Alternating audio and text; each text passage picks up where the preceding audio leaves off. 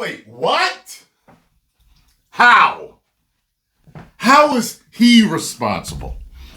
Oh, I've got to see this.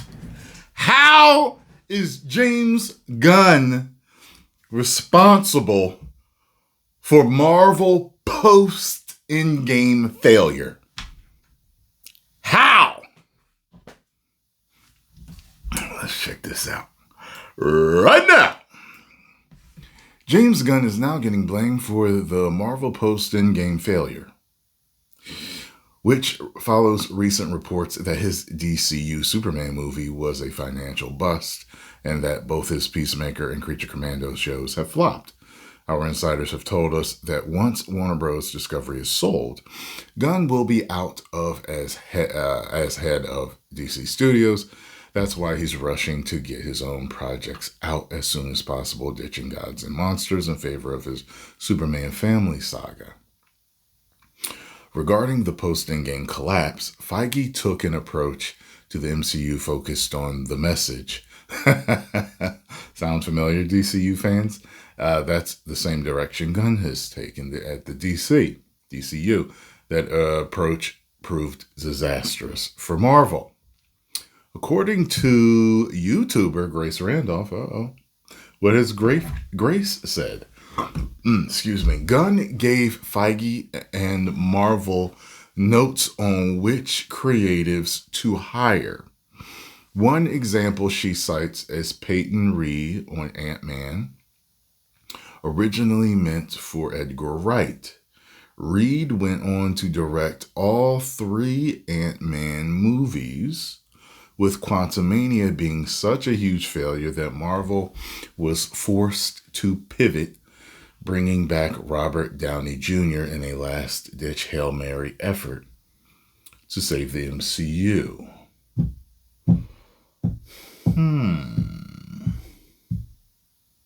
Interesting. But, see, around that time I had heard, I think, that they were going to try to use Doctor Strange as their Tony Stark. He was going to become like the centerpiece leader. And so with that failing, well, I mean, it was more than just that, though. Like, all right, so, quote, James Gunn, before he left Marvel, was recommending a lot of talent, right?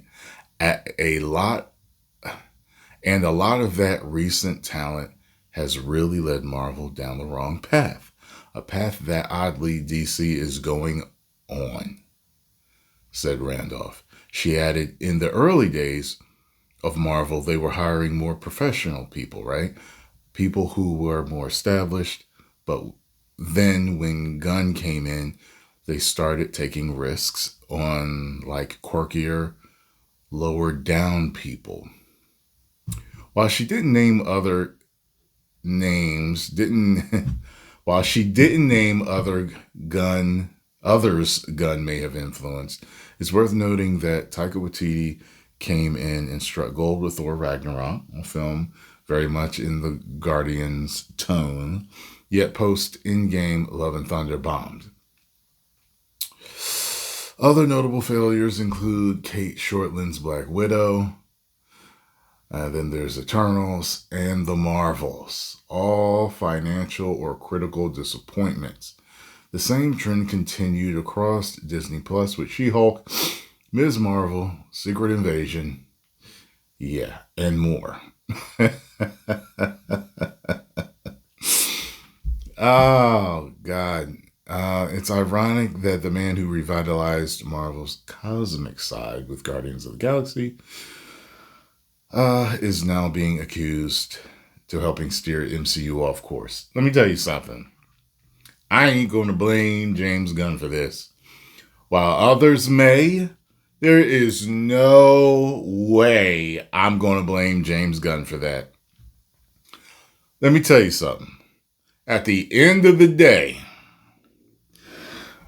he didn't greenlight nothing. He didn't have the last say in nothing. And they knew we didn't want that garbage back when Captain Marvel came out. And why was there such controversy over Captain Marvel, because they were saying it pulled $1 billion and the empty theaters were saying that they didn't.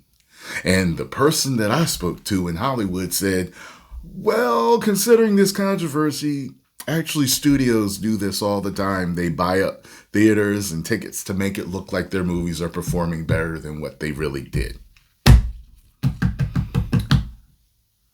It ain't Gunn's fault, as far as I'm concerned. I guess Grace is speculating and everything and whatever. And she knows a lot more people over there than I do. So maybe she's absolutely right. But let me tell you something. When you have the power to greenlight something or not, you can say this other guy is, but you're the one that said yes or no.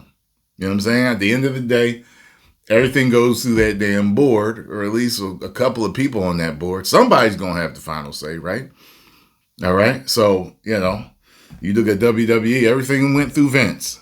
So whether people had good ideas or not, he still greenlit whether the good ideas or the bad ideas went through. At the end of the day, WWE's successes and failures were through Vince. It was Vince's fault or through his actions. You know what I'm saying? At the end of the day, I ain't blaming Gunn. Oh my God. Anyway, post your comments down below. Let me know what you think about this. Do you think that Grace is right? Do you think she's wrong? What do you think? It could be somewhere in the middle, to tell you the truth. Sometimes the heads of establishments bring in people and let them sway them. Right? Like Gunn is the head of DC, right? And he let Corn Sweat convince him to put the draws on Superman. And it's not just that was a bad idea. The total design of the suit was bad. But when they put the draws in, that the action, it was how it was executed. Because I am a Superman fan. I would have took him with the draws and without. It's just doing it right. He let him talk him into it. He said he talked him into it. So that does happen. People have influence. I don't know. I don't think it's him. But I'm saying at the end of the day, the president has his cabinet and he's got people he rubs shoulders with and influence him. But at the end of the day, who are they going to blame? They're going to blame me, but I blame China. 10 million subscribers. Woo!